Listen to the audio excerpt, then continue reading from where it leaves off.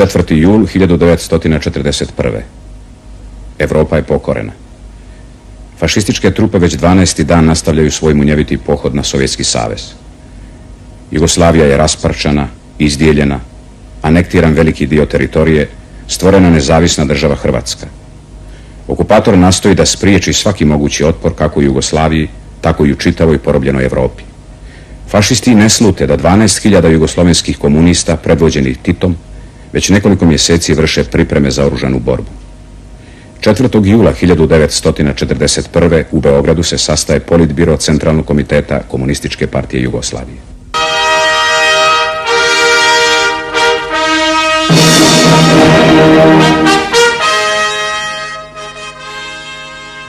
Da, ova zgrada to je zgrada bila Ribnikara. On je ustupio nama na raspoloženje. To je jedna vila bila, ona je bila ukrivena, nije ovako bila otvorena, to je išlo se u nju kroz male one sokačice neke. I tu se održao sastanak 4. jula, sastanak Politbiroa 4. jula 1941. godine, kada je donesena odluka o oružanom stanku. Tada smo mi prilazili kući svaki pojedinačno. To je, svakoga je pojedinačno čekao kurir koji je znao kuću, a niko od nas nije znao kuću. Sem druga Tita koji je tu bio. A kuriri su nas vodili tim sokacima i dovodili u ovoj vili ovdje. I tu me doveo, ja mislim, Dedijer me doveo, čini mi se tako. Atmosfera koju sam ja zatekao kad sam ušao u ovoj sobi bila je, što me je odmah dočekao stari, drug Tito, i kazao mi, kaže, došlo je vrijeme da uzmeš pušku. To je bio odgovor na jedno moje ranije predlog da napustim tehniku, da pređem na rad u vojsci po vojnim pitanjima. Odmah sam shvatio da se radi nešto vrlo krupno, ključno. Da se o sudbonosnim odlukama radi. Očekivao sam to. Očekivao sam jer je situacija u zemlji, u svijetu, među komunistima u Beogradu bila takva da smo svi mi očekivali da moramo nešto preduzeti. Nešto. Šta nešto, ali nešto da moramo. Jer u zemlji nestrpljenje komunista je bilo do te mere razvilo se da su obični komunisti tražili da se počne sa oružanim akcijama. Uprkos toga što na istočnom frontu već je bilo govora da Njemci prodiru kao po loju, da nema skoro nikakvog otpora. A mi smo bili vaspitavani da će rat se voditi na tuđoj teritoriji. Da nikad neprijateljska noga neće kročiti na teritoriju Sovjetskog saveza. Odjedanput smo se našli u situaciji da su neprijatelji nadiru u Sovjetski savez, unutra, bez otpora. Sad, o samom sastanku. Tu je, odluka je bila sljedeća, da se počne sa oružanim akcijama, da se stvore mali, lako pokretljivi partizanski odredi, da se komesari postave, komandanti i komesari u tim odredima i da se odmah što pre počne s akcijama, da amblem naš bude zvezda petokraka. Pored ove odluke donesena je druga odluka da svaki od nas mora da ide u neku pokrajinu i da sa izvanrednim ovlašćenjima. Kad smo se mi rastavljali, toliko raspoloženje kod nas bilo da smo čak govorili o tome gdje ćemo se naći sa vojskom. To znači odluka je bila jako je bila odluka mali, lako pokretljivi partizanski odredi, ali to je već bila odluka o ustanku, o oružanom ustanku, a ne o diverzijama kako je sad pokušava se neka objašnjenja da se daju da je tu samo donesena odluka o diverzijama. Ne, odluka je tu oružani ustanak. Mali, lako pokretljivi odredi, to je oprez opet, da se vidi da se ne nagli, nego da postepeno ide. Tako da je ubrzo, kada se pokazalo da je može brže da se odredi omasovljavaju, onda je došla odmah druga odluka, starije tu odluku sproveo da se ide na krupne vojne jedinice.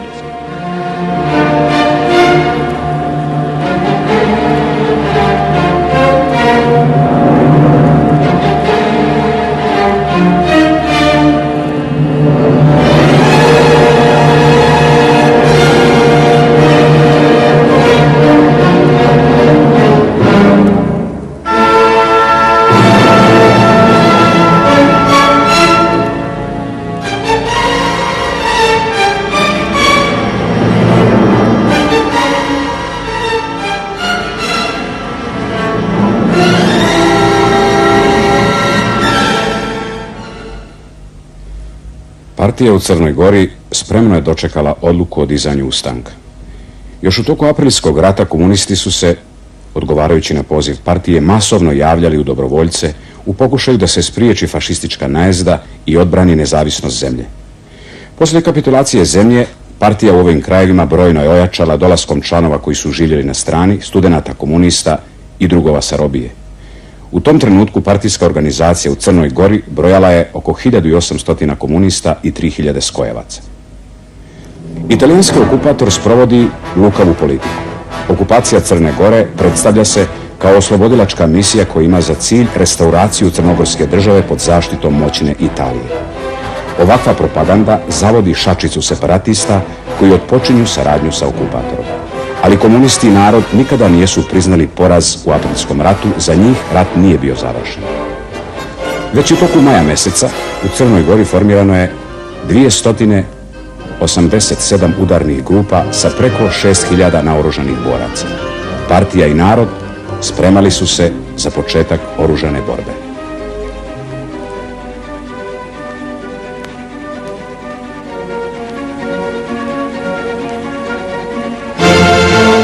Ljudi su preživljavali te događaje kapitulacije vrlo teško, jer je narod bio spreman da brani zemlju.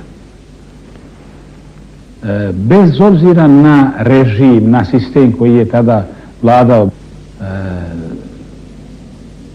ja to recimo povezujem sa onim što je i prije toga bilo, sa tradicijom, sa osjećajem te slobode i svega toga, zašto je narod u Crnoj Gori uvijek bio spreman da se žrtvuje, jer je nekako povezivao tu slobodu, nezavisnost sa opstankom.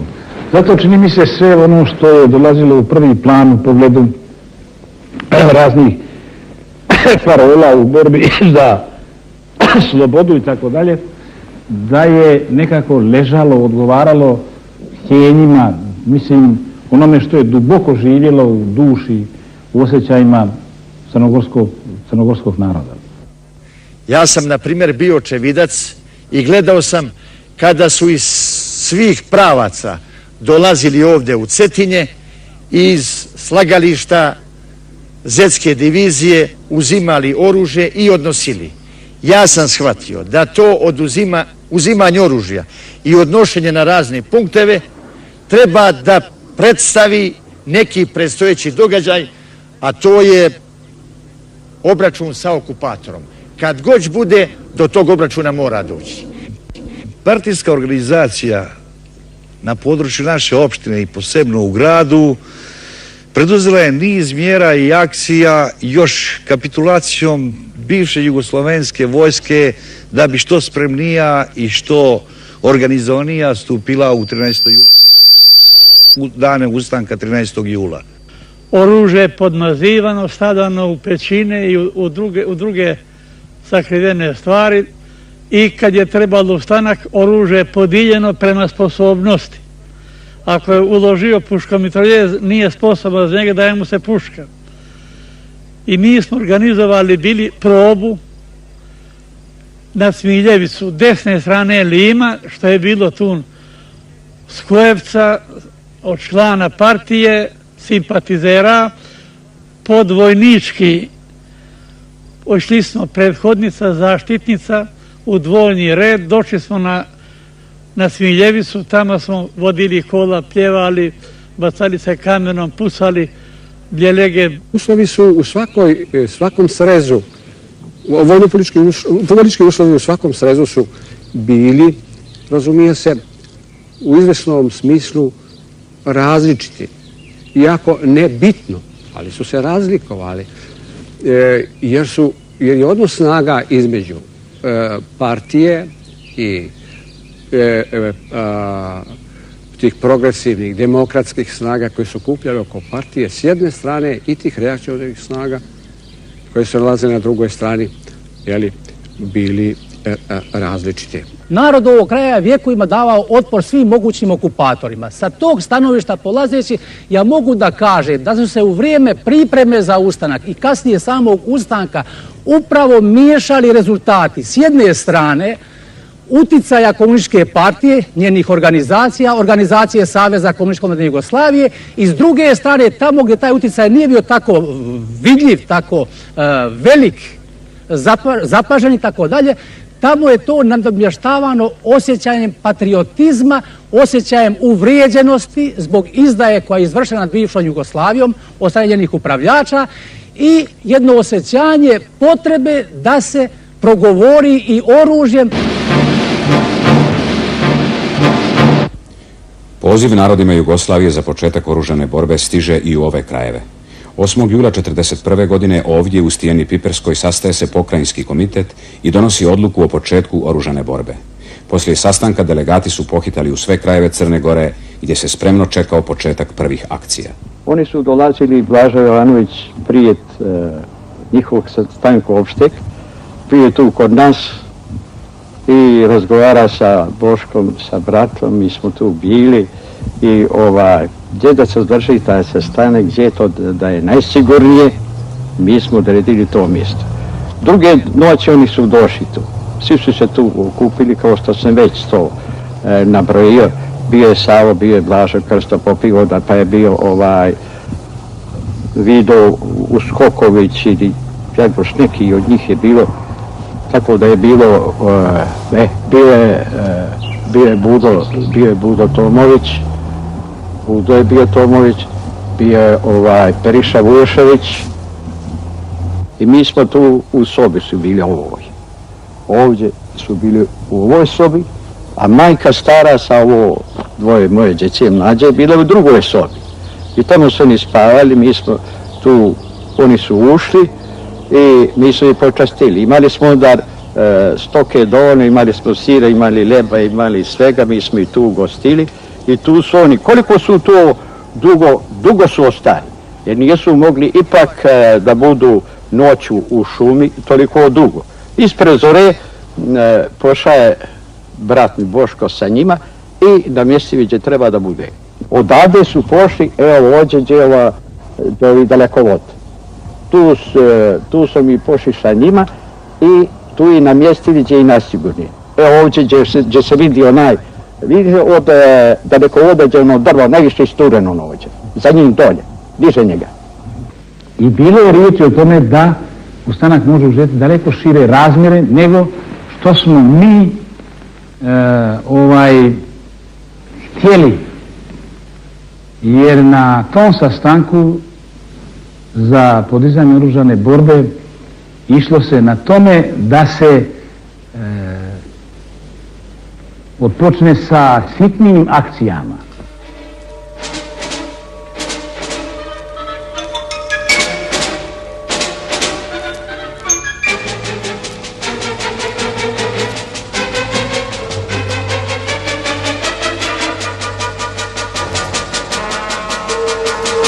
Proglas Centralnog komiteta Komunističke partije Jugoslavije od 12. jula 1941. godine.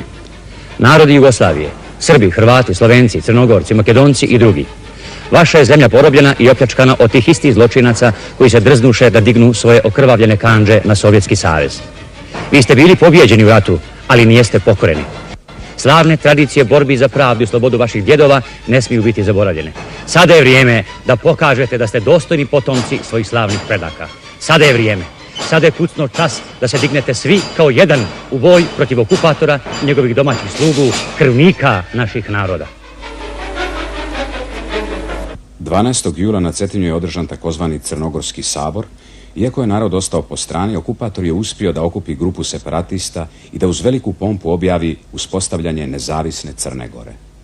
Crnogorski sabor, koji se sastao na Cetinju na Petrovdan 12. jula 1941. godine u ime crnogorskog naroda, kao vjerni tumač njegovih želja i njegove volje, daje ovu deklaraciju. Proglašava se suverena i nezavisna država Crna Gora u obliku ustavne monarhije. Crnogorski sabor u pomanjkanju nosioca vrhovne vlasti šefa države riješio je da uspostavi kraljevsko namjesništvo i da umoli njegovo veličanstvo italijanskog kralja i cara da blagoizvoli odrediti namjesnika Kraljevine Crne Gore koji će proglasiti ustav.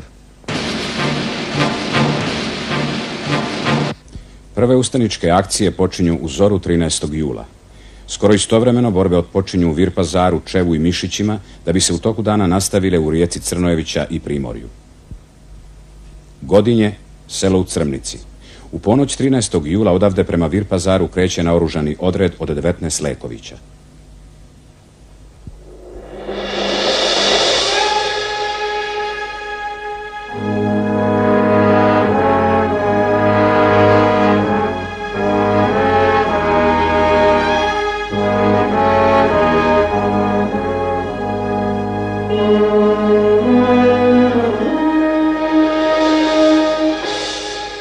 Na našu sreću, dolaskom u sami Vir, preko mosta, prelazeći, nismo naišli na nikakav otpor.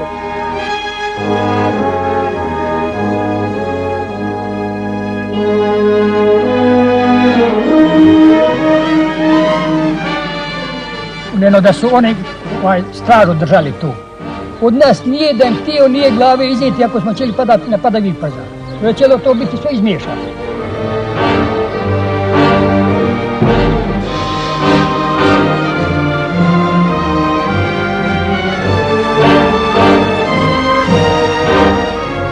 Neko je trebao da razoruža Italijane koji su nalazili u kući Plamenčevoj, u porodici Balić. Neko je trebao da izvrši upad bombama u kasarnu u kojoj su se nalazili Italijani. Neko je trebao da od česme koja je bila tu odmah neposredno drži neprijatelja pod vatrom. Ovi koji su bili određeni, Vojo Mašov Lejković i Eliša Andrin Lejković, oni su bili određeni da razoružavaju oficire. U to je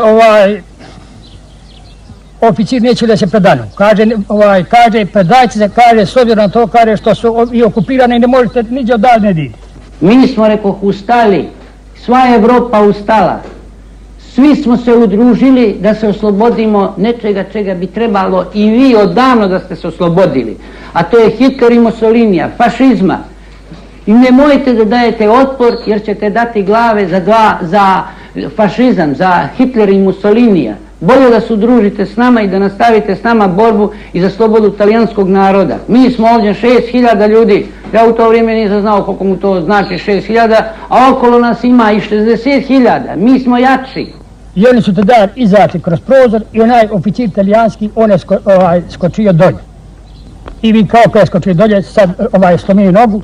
Ovaj koji je pao kroz prozor, Talijan, oficir, uvidio je da je njih bilo mnogo više nego nas, da su mnogo bolje bili naoružani nego mi. I onda kaže, pa ti si kukavica, ti mene oduzeo oficirsku čast, ti da imaš iole poštenja, ubio bi me, ne bi me ostavio da živim, kaže, ponižen. Vas koliko je, kaže, bilo, a rekao si da vas je 6000 i 60.000 i ne znam ni šta. I kaže, ti treba da me ubiješ, evo, uzmi, ubij me i stalno tako je. Ja sam mu skrenuo pažnju da ćuti, da ne bi to učinio neko drugi, jer svi nijesmo jednako mislili i osjećali i tako čovjek je bio izvinuo nogu, došao je da našte mu i malo namjestio. U tom prvim jurišima i borbi razmije poginuo je Đoko Mašov Leković. Vidio sam Đuka, bilo je još je bilo polumrak. Vidio sam ga, stoji i drži pušku ovako. Odjednom je učinio ovako. Hvatio se sa jednom šakom za stomak, savio se i pao je dolje.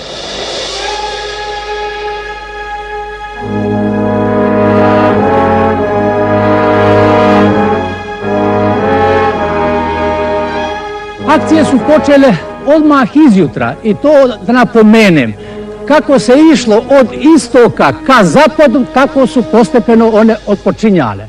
Upravo nekako po mjeri obaviještenosti o dizanju ustanka. Tako su upravo prve borbene akcije nastale na teritoriji Petrovačke opštine. Počev od Kufina, granično prema Barskoj opštini, prema Sutomoru, tako dalje, pa onda ka zapadu preko Reževića, akcija u Reževićima, značajna borbena partizanska akcija u Reževićima, akcija u reonu Svetog Stefana, a kasnije u reonu Zavala, zna se gdje je Zavala tu, u reonu Košljuna, u reonu sela Lapčića već pod kraj dana. Narod se veoma jednodušno, jednoglasno odazvao ustanku i učestvovao masovno u svim prvim borbenim akcijama.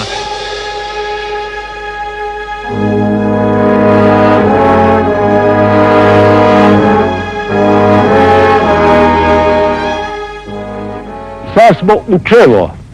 Ovo je kasarna gdje smo napali talijanske fašiste. Organizatori su bili toga napada i organizatori su bili komunisti. Od Mićunovića zapali su da udo prve tag. Bio je Blagota Mićunović, on je bio organizator glavni. A bili su još njim nekoliko Venestovaca i ostalije. I Vukotića. Ovo je kasarna, bila ranije, Rebena za vrijeme Crne Gore. Bio je Nikola Popović i Gardašević. Ovdje su bili. Kako ste napadali? Mi smo napadali od onu Blagota Mićunović od prve tag, a ovi su napadali od doljeno Zborne Glavice. Poslali smo bili Luku Vukotića. Luka je došao u kasarnu. Kaže iz kasarne otole. Oni bi se predali, ma ne smiju, ćete ih pobiti. Mi smo zavikali. Od onuda ki za on je Boričak. Nećemo ih pobiti. No neka se predadu. Ja i smo Milko pošli. S one dvije puške, bila je Neđa jedna. Vidiš, i svi Italijani na izvan. Vidiš, i svi Italijani. Mi smo dvojica s onije puškama. Mušketo dolje. Bacili su kaj mrtvije šaka.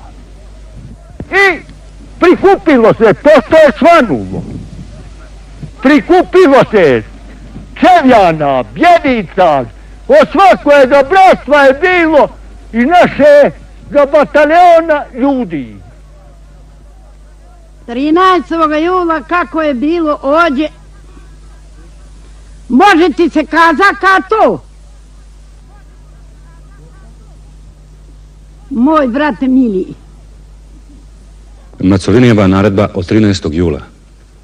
Svi lokali i javne radnje, uključivši i dućane bilo koje vrste, mjesta sastajanja i slično, moraju se zatvoriti u 20 časova i 30 minuta, a ne smiju se otvoriti prije 7 časova. Zabranjeno je kretanje ljudi i kola bilo koje vrste od 21 čas do 5 časova. Zabranjeno je u bilo koje vrijeme kretanje više od 2 lica zajedno. U toku dana mase ustanika zauzele su Lovćen. 13. jula na vrhu Lovćena zavijorila se crvena zastava.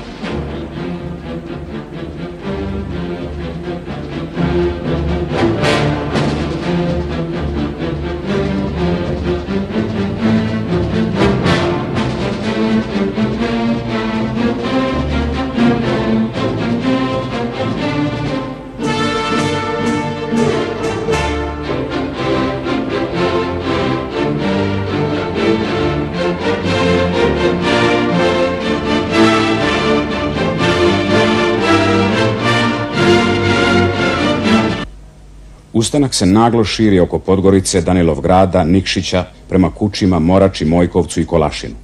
Ustanicima se masovno pridružuje narod. Sve što može pušku da nosi hoće da uzme učešća u ovom velikom obračunu sa okupatorom. Za Italijane situacija je dramatična. Cetinje je opsjednuto, komunikacije presječene.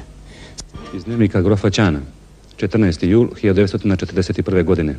Nemiri u Crnoj Gori, pucnjava naoružanih bandi, napad na kraljevsku vilu u Budvi. Izgleda da ovo nije u vezi sa ustavotvornom skupštinom, ali podudaranje događaja u najmanju ruku je čudnovato.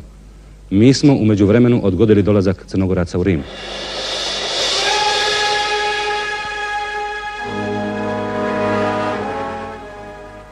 Kad smo vršili priprema za napad na okupatora na Spužina ostrog, ovdje u ovoj mojoj kući je bio skriven magacin oruž zakupan pod rum. 13. jula uvijek okupili smo se ovdje, ta ustanici koji smo trebali da napadamo na Spuž, naoružali se i odale otišli na Spuž, napali po noći u 12 časova noću, na ponoći tako. Prema Spužu, evo kao što se vidi kasarno tamo, mi smo udarili na njih, oni su se branili iz ovih prozora, pucali na nas, računali smo do ujutro da ćemo zauzeti ovu kasarnu, ali nijesmo uspjeli do ujutro da zauzmemo i zato nijesmo htjeli ni da ostupimo. No smo se borili dalje dok smo i prinudili negdje oko 8 časova, koliko li je bilo, ne znam tačno, da zovemo preko jednog Spužanina ovdje šefa karabinjera koji se je zvao Rossi i on se ozva i prinudili smo ga na predaju jer smo rekli prinijet ćemo slamu i sijon i zapalit ćemo kuću i vas to nije naša želja. A inače ovo je vrlo teško bilo uzeti zbog toga što su ovdje, što je to kamena građevina, a s druge strane što su im pomagali žandarmi stare Jugoslavije koji su s njima bili. A pomagali su im i ovi italijanski financi koji su prethodno pobegli od mosta gdje je bila njihova postaja.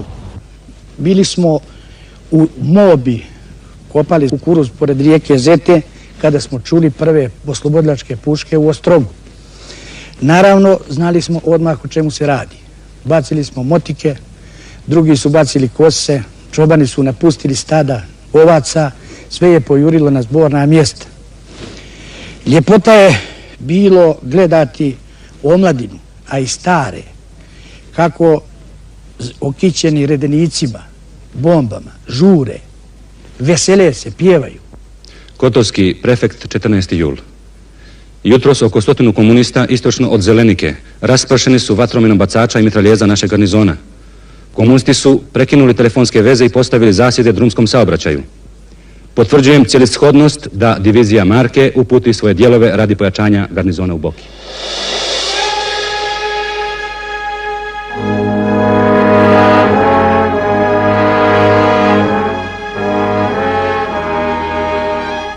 Košćele, na putu između rijeke Crnojevića i Cetinja.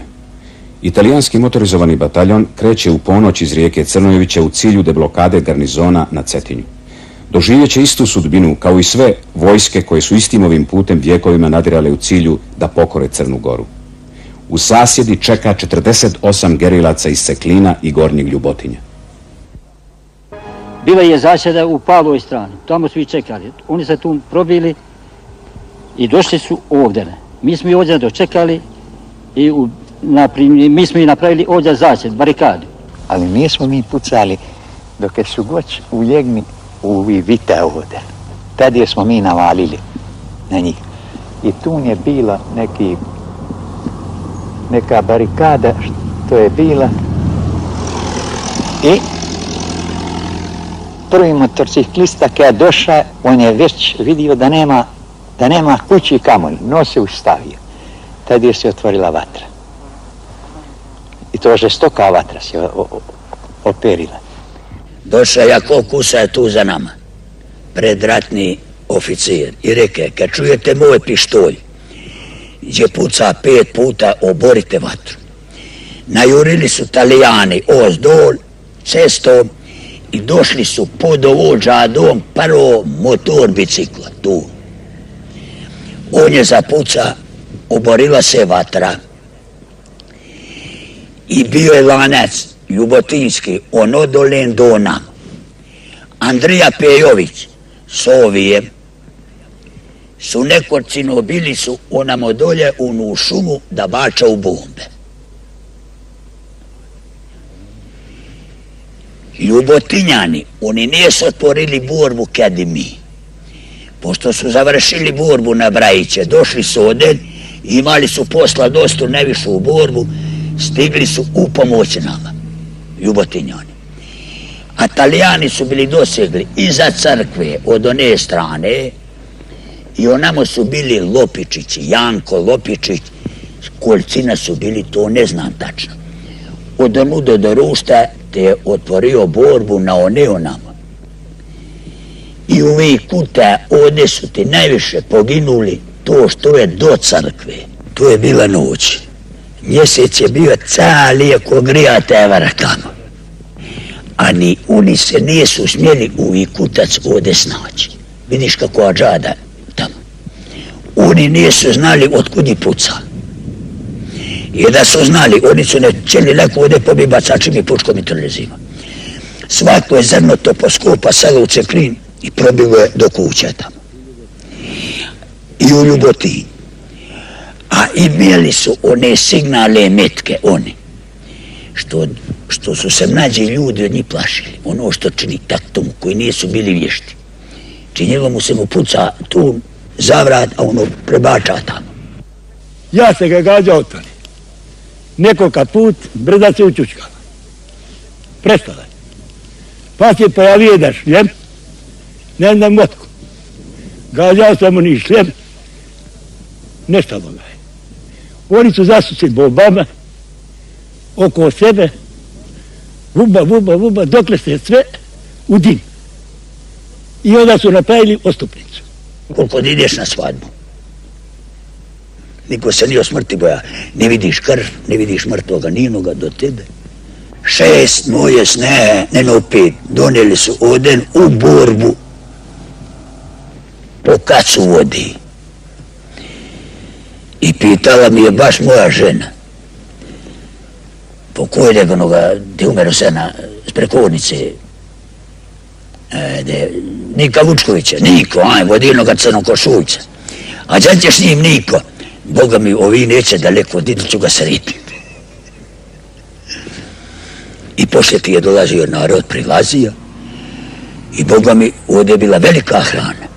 I mi smo uzimali od te hrane, onije galete i onoga, ono što je tvrdo tu. I nosili tamo one pećine, smo znali, će niđe skota bi da kod kuća ne možemo stojati. Tako smo ti nosili u te hrane i konzerve i zabijali u te pećine, te smo se hranili. A ovdje su došli i Boška Vučinota stari, Vuča Mitra Lopičić, i stric mu, i Petra Đura, to je sve došlo šutrade ovdje da vidi što se učinilo. Svaki je bačio vrigu na vjerovali smo da smo uništili oni onamo, a mi ovamo, i da smo oca očinjega Talijanima godini. Italijani otpočinju sa represalijama. U narednih nekoliko dana kazne se vrše nad stanovništvom u Primorju, Cetinju, Beranama i okolini Danilovgrada. Ali ovo je samo još više razgorelo plamen ustanka. Na sjeveru oslobođeni su Mojkovac i Mateševo. A 15. jula došlo je do borbe krvave i žestoke baš ovdje na Pandurici. Italijani su se kretali sa 3 kamiona od pravca Nikšića.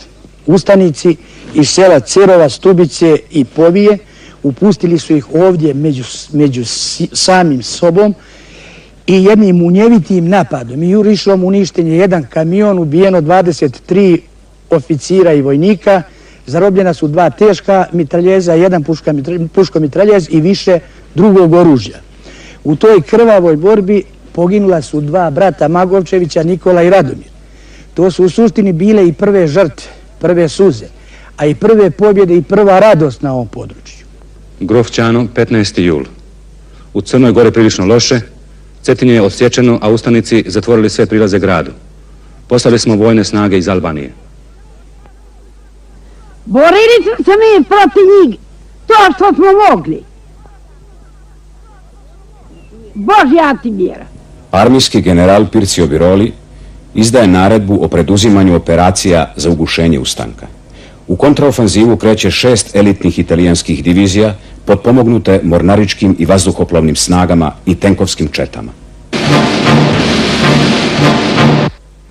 Ustanak je zahvatio skoro čitavu Crnu Goru. oslobođenje Šahovića, borbe oko Stologlava, Lubnica, u Štitarima, prema Šavniku, Bajovom polju, akciji u Bratonožićima, na mostu kod Smokovca. Geriljcima se svuda masovno pridružuje narod. Val narodnog ustanka skoro je nemoguće zaustaviti. Grof Ćano, 17. jul. Crnogorski se ustanak širi i dobija sve veće razmjere.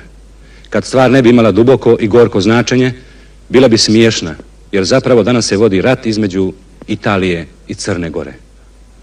Nadajmo se da će naši vojnici sami izaći na kraj s ustanicima i da nećemo biti prisiljeni da tražimo njemačku pomoć. Naše opaljivanje puške, da vam kažem, to je bilo ovako zajednički, ono malo pod tim utiskom očekivanja, nešto što je svijetlo i što je časno. I mi kad smo opalili puške, da vam kažem, mi smo onda se i pokrenuli sa ovoga položaja. To je trešnjevački odred sa 13 drugova. 13 drugova svega je bilo, od kojih 7 članova partije. I pokrenuli smo se i tu smo se sastali sa Trebačkim odredom koji je sišao iz nizovu šumu. Trebačkim odredom, a i Zagorskim koji je išao preko Cijepaca prema Marskoj potoku. Onda naišla je jedna veća grupa, preko 40 vojnika. Onda smo sva 3 odreda zajednički učestvovali u potiskivanju prema Andrijevici. Borba na Crvenom prvu u stvari je uvod u borbu za oslobođenje Andrijevice. Andrijevica je prvo oslobođeno sresko mjesto u porobljenoj Jugoslaviji, po Evropi, što Jugoslaviji. I onda su tek počeli napad na Andrijevicu, snage mi izvukli ovdje, potukli jedan dio, onaj dio tamo oslabljen i onda se i sa Seoca, i sa Slatine, i iz Zabrđa, i iz Cecuna, i onaj drugi dio, stvari druge strane Andrijevice, stanovništvo svih tih sela nagrnulo i Andrijevica je toga dana bila i oslobođena. Neposredno pred sam napad na okupirano Berane, 17. jula italijanski vanredni vojni sud u Beranama osudio je na smrt 9 lica. I to Aleksandra Arsenijevića, Danila Joksimovića, Hamdo Boka Dervovića, Miletu Mitrovića, Božidara Lekića, Milana Mališića, Božinu Medića, Vukajla Zečevića i Arsa Nedića, koji su istoga dana oko 13 časova strijeljani ovdje na ovom mjestu na Jasikovcu. Pop je išao jedan korak nazad, naprijed tako tiho, teško je došao do tu, zajedno je sa njima izašao. Oni su njemu odbili da prime onaj pričest jer su rekli mi se ne borimo, mi se borimo za narod i mi smo protiv crkve, ali on je čitao onu molitvu i toliko je dugovlačio, valjda je očekivao da će neko naići da spasi tu situaciju. Još se plotuni kaznene ekspedicije nijesu ni utišali kada je sa svih strana otpočeo opšti ustanički napad na okupirano Berane.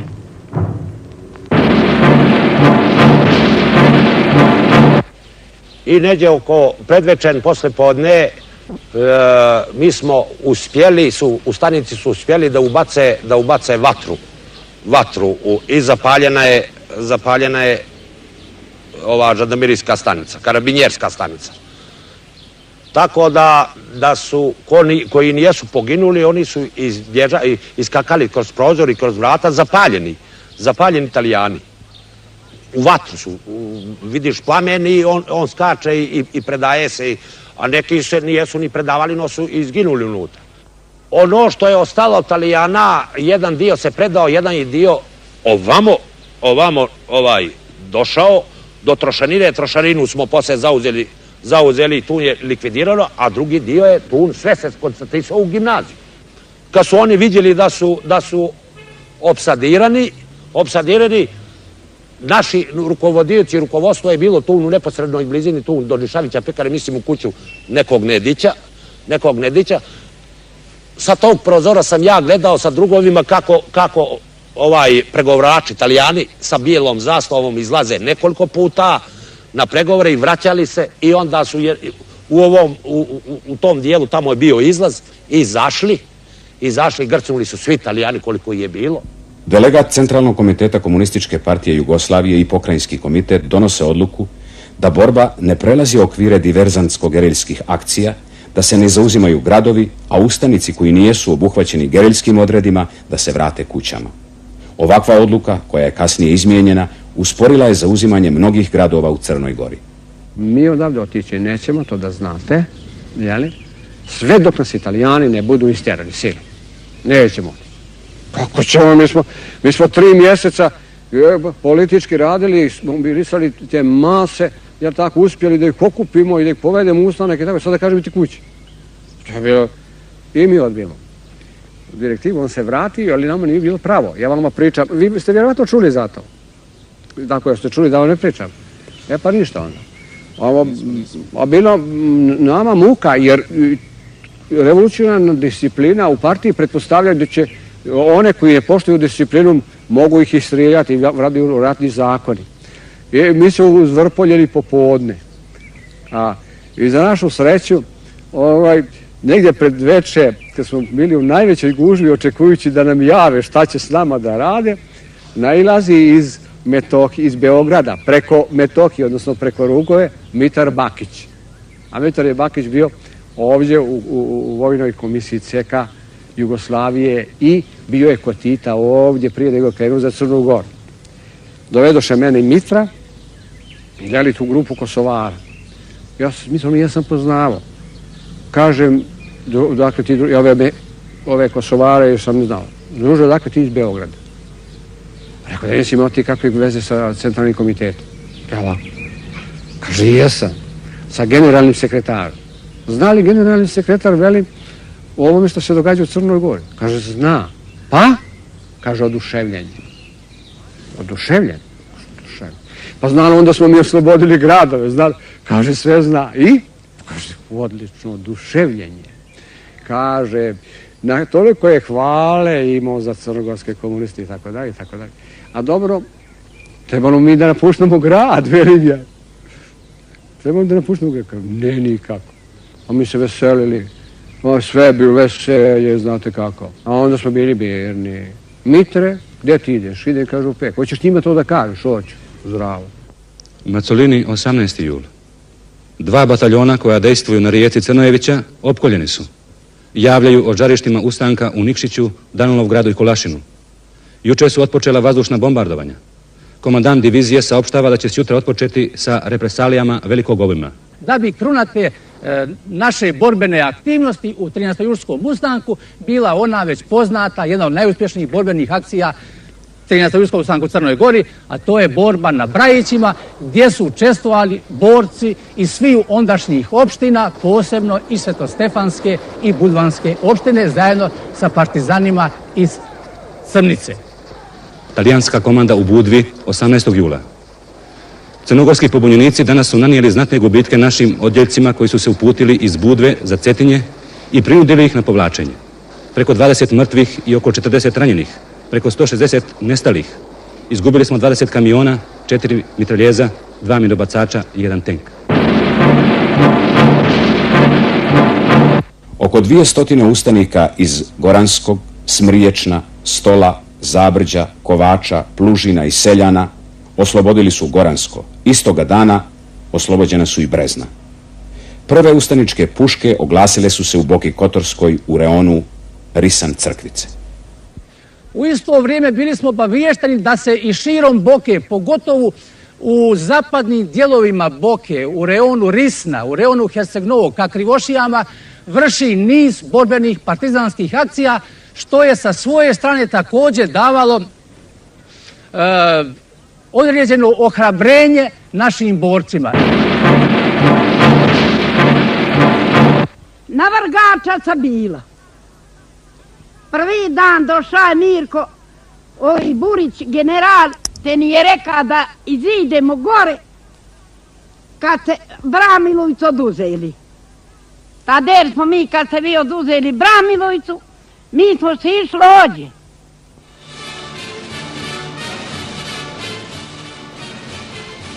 Ja se sjećam dobro, ja sam bio, nisam bio u neposrednoj tu blizini, nego smo raspoređivali komitete, raspoređivali jedinice, kudijeće koja da napada. Slušali smo kako vojnici viču ura naprijed, drugovi, dizali su čak i crvene zastave i išli naprijed i to i zvali Italijane na predaju. Italijani su se borili nekoliko. Prije toga su nekoliko digli barutni magazin tu u glavicu što je bio. Oni su se bili zabarikadirali mitraljezima i na prozore. na prozore od ove zgrade glavne, bili su zabarikadirali mitraljeze i dočekali su nas vatrom tamo. I mi smo se u streljačkom stroju prebacivali, to je trajalo nekoliko sati, ta borba okolo, jer su i ostale jedinice sve napadali. Kad se pojavila bila zastava, naravno mi smo ušli unutra i skoro se pomiješali s Italijanima. Uglavnom, koga s Italijana strio obiska da traži vode. Digli ruke i šutari kaštove. Kaže partizani, predaj se. I ja sam znao šta znači predaj se. Onda ja sam u pacoletu Bianco, u bijelu stolce, partizani, predaj se, daj puška, daj se tu. A ona macano, gledajte Italijano, maca regente. Dobro talijanske, vi ste vojska kralje, vi ste dobro, vi ste tako dalje. I onda udba ranjenici kaže da čuje se dobro, ja onda zubi do, ja sam ranjen na ruku, tako. Ja sam vodio računa, u hotelima su oficiri, gdje to su živjeli ko naši oficiri da su. Mi smo se za kratko vrijeme sakupili kao četa, savili i mene su izabrali za političkog komesara Gostinske čete, jer sam bio i sekretar partijske ćelije ili lice za vezu sa narodom, kako smo tada zvali komesare. Mi smo odmah preduzeli organizaciju i mjere organizacije, te smo preformirali naše jedinice i stvorili 7 bataljona.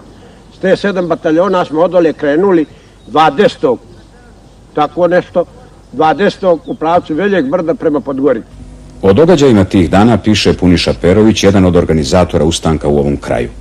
Čete su nosile zastave, crvene zastave podignute visoko nad glavama i u gradu naiđoh na zastave. Otkuda odjednom toliko crvenih zastava? Ubrzo sam shvatio, parajući italijanske trikolore, odbacili su bijelo i crveno, a od crvene napravili svoje. Saopštenje privremene vrhovne komande broj 1 od 20. jula 1941. godine. Akcije započete ispadima slabijih gerilskih odreda pretvorile su se u opštenarodni ustanak. Svi gradovi u Crnoj Gori su opsjednuti. U našim rukama nalaze se Spuž, Virpazar, Kolašin, Berene, Andrijevica, Šavnik i Šahović. Prema nepotpunim podacima zarobljeno je preko 3000 talijanskih vojnika i zaplijenjeno mnogo oružja i materijala. Uništeno je i zaplijenjeno više od 200 neprijateljskih kamiona. Jedan neprijateljski avion srušio se sam i izgorio u Pilopavličkoj ravnici. Na jednom aerodromu na Slivlju kod Nikšića zapljena su 4 aviona. U toku svih ovih akcija naši odredi su pretrpjeli žrtve samo u nekoliko mrtvih i ranjenih.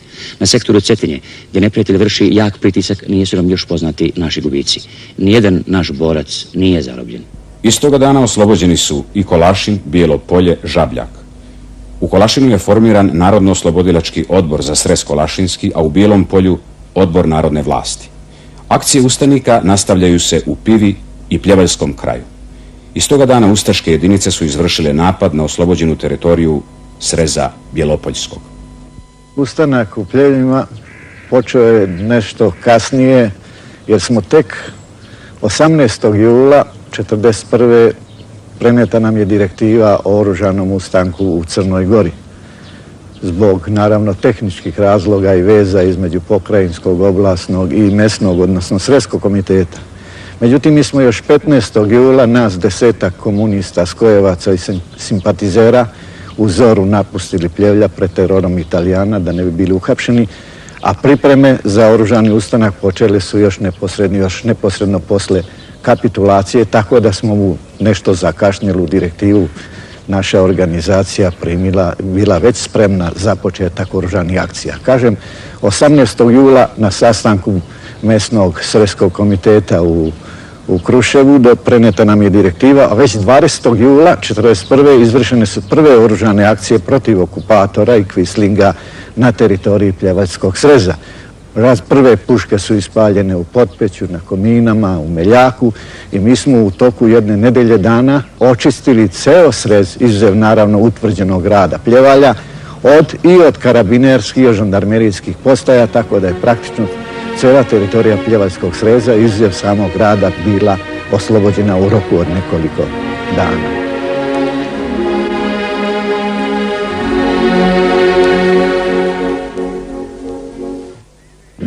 Došli su kuriri i saopštili mi da me selo izabralo za delegata i da moram ići za Berane.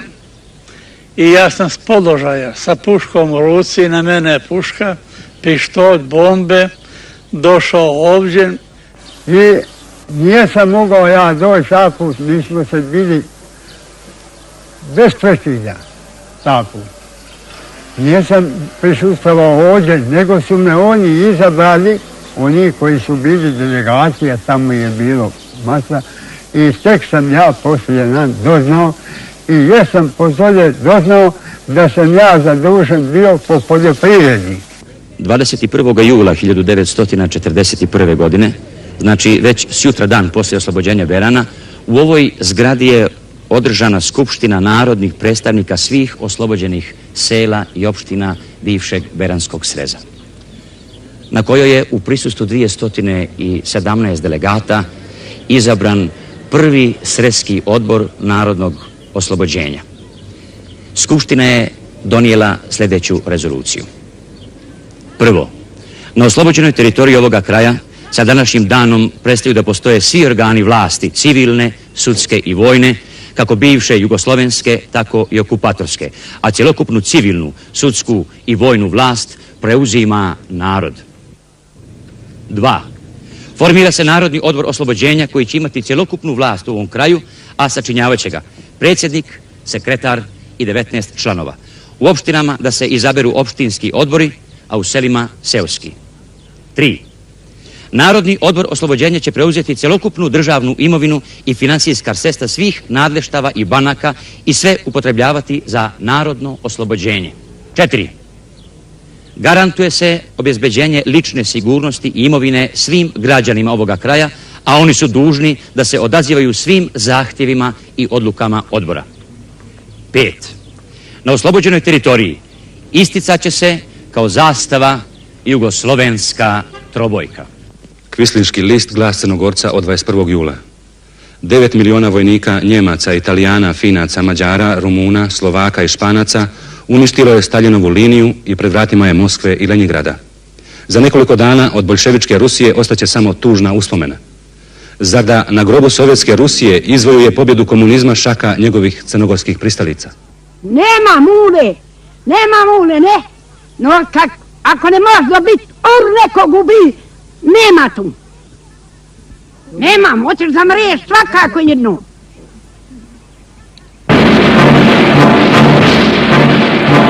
Zapovjedništvo vojne krajine 22. jula. Predaja talijanske posade u Bijelom polju i na ostalim mjestima.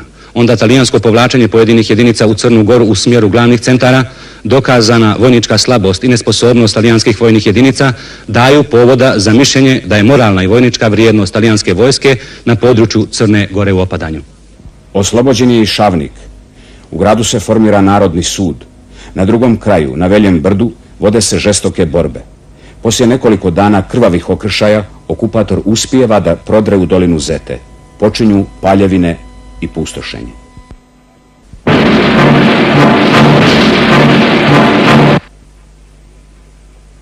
– 24. jula generalu Pirciju Biroliju Skadar. Otidite u Cetinje da biste na licu mjesta upravljali operacijama koje već liče na rat. Preuzet ćete zajedno sa vojnom i civilnu vlast.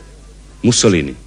I na grad, i kad se palio spuži ovamo mimo grada i kako se nijesmo čuli, sve sam ovdje bila.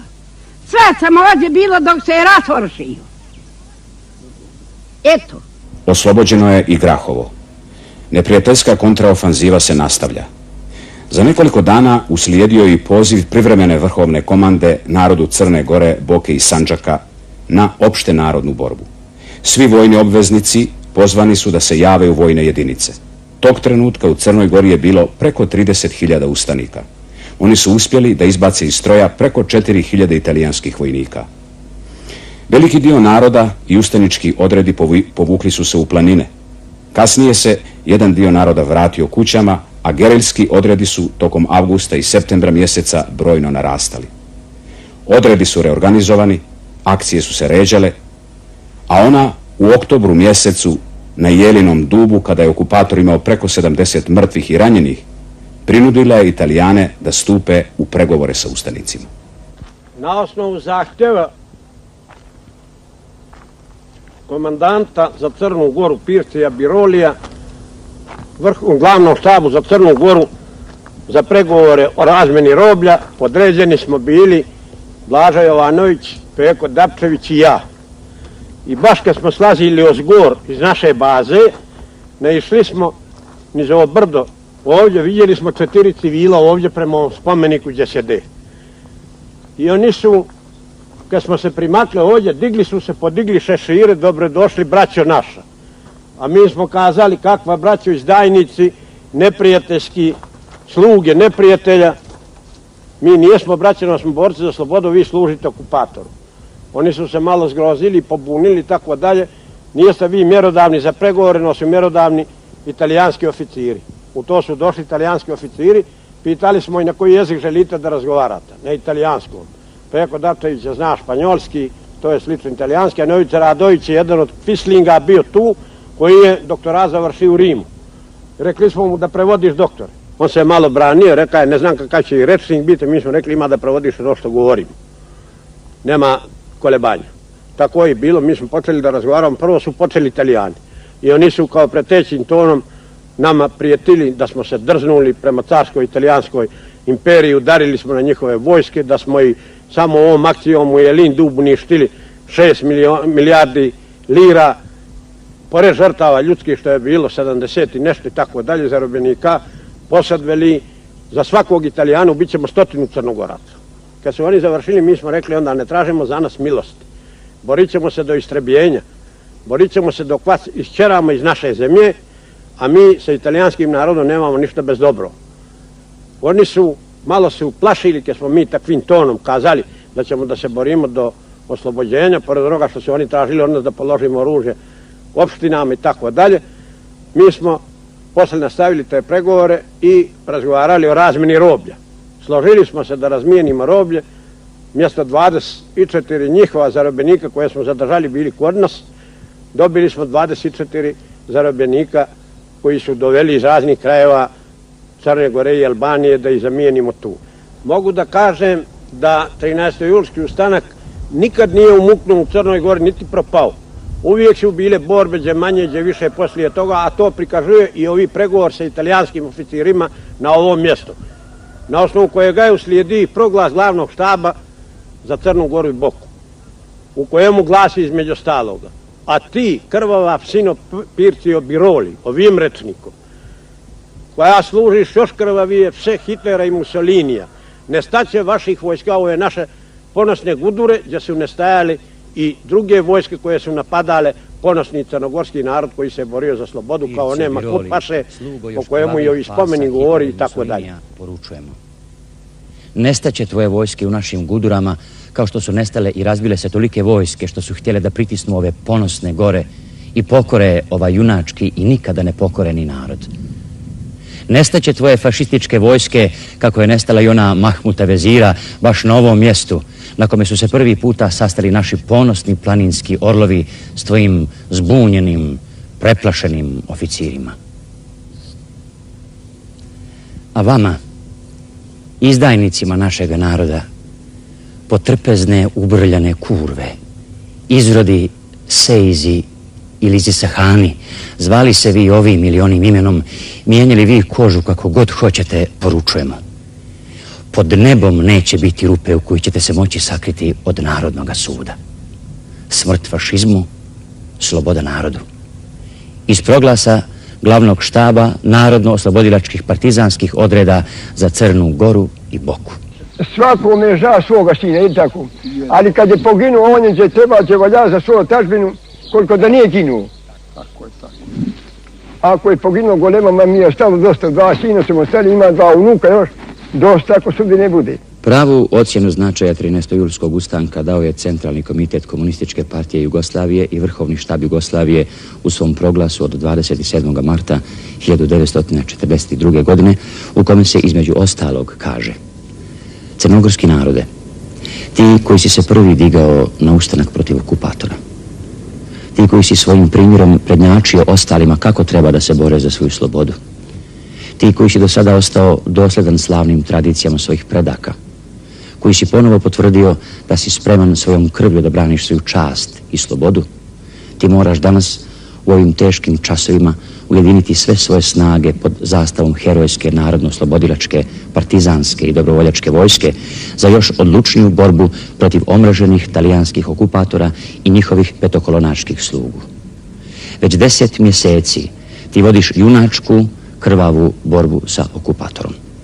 Ti si do sada u toj borbi postigao velike uspjehe jer si oslobodio veliki dio tvoje znojem i krvlju natopljene zemlje.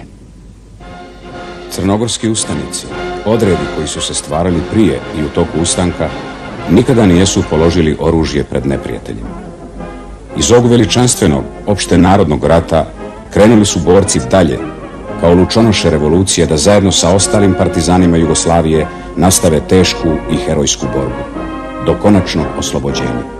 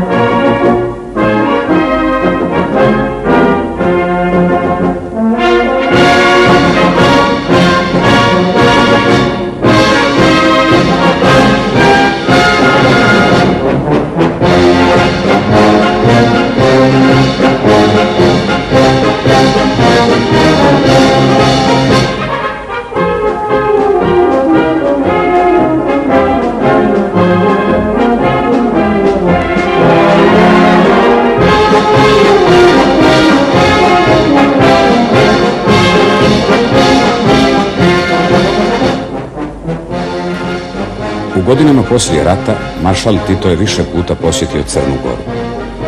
Prilikom tih posjeta on se svaki put osvrnuo i na dane 13. julskog ustanka. Između ostalog je rekao: 13. juli predstavlja historijski datum za narode Crne Gore. 13. jula ispisana je najljepša stranica u historiji crnogorskog naroda. Toga dana crnogorski narod, vjeran svojim slavnim tradicijama borbenosti, slobodoljublja i pravde, uzeo je oružje u ruke da se odupre okupatorima. U Crnoj Gori je 13. jula buknuo sveopšti narodni ustanak. Po tome se razlikuje ustanak u Crnoj Gori od razvitka borbe u ostalim krajevima. Crnogorski narod ustao je kao jedan, ne misleći kolike će biti žrtve, jer je bio spreman da ih daje. Ustao je zbog toga što je više volio da se oružjem bori i da izgine ako je potrebno u toj borbi, nego da poklekne pred mrskim okupatorom. I po tome, i po toj jedinstvenosti i toj odlučnosti čitavog crnogorskog naroda, vaš ustanak je karakterističan za narodno-oslobodilačku borbu u Jugoslaviji uopšte. Ova borba predstavlja jednu herojsku epopeju svih naših naroda. Ona isto tako predstavlja herojsku epopeju crnogorskog naroda, na koju on itekako može biti ponosan. Moram da vam kažem da je u ovoj veličanstvenoj borbi crnogorski narod, iako malen, dao velike žrtve. On je dao velike žrtve u ljudstvu na oltar slobode i nezavisnosti, dao je najbolje sinove i kćeri svoje pored velikih materijalnih žrtava. Evo porušene Podgorice, evo porušenih mnogih malih mjesta i sela. Sve to svjedoči o tome da crnogorski narod nije žalio ništa kad je bila u pitanju njegova sloboda i njegova čast.